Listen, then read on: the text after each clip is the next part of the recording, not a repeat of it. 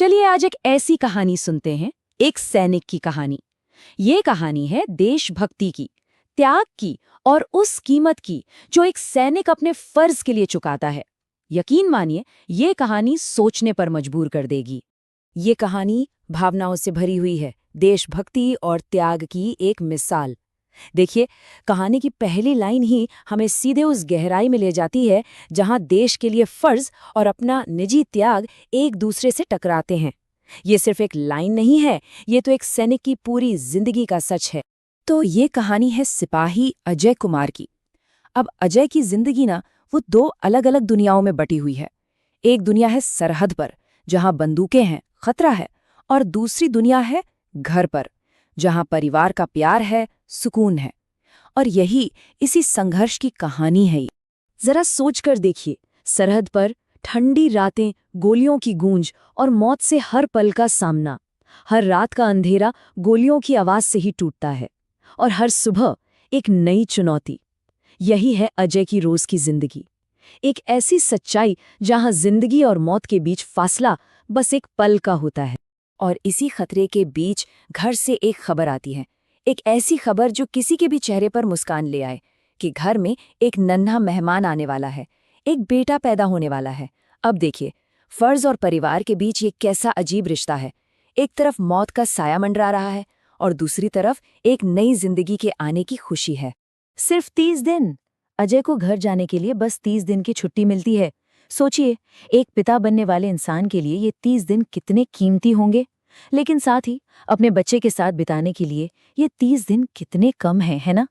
तो चलिए अब कहानी के उस हिस्से में चलते हैं जहां अजय घर लौटते हैं और पहली बार पिता बनने का वो खूबसूरत लम्हा जीते हैं।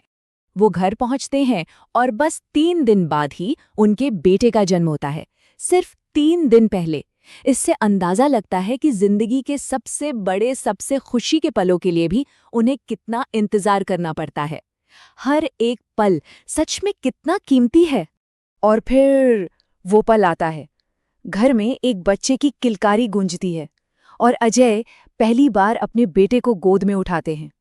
उस एक पल में सरहद की सारी मुश्किलें, सारा खतरा, सब कुछ धुंधला पड़ जाता है। उस लम्हे में वो एक सैनिक नहीं, सिर्फ और सिर्फ एक पिता होते हैं। वो 30 दिन पता ही नहीं चलता कैसे निकल गए। खुशी के पल बहुत तेजी से बीत जाते हैं। ये बात उस कड़वी सच्चाई को बताती है कि वक्त हाथ से रेत की तरह फिसल जाता है, खासकर तब जब वो सबसे ज्यादा कीमती हो।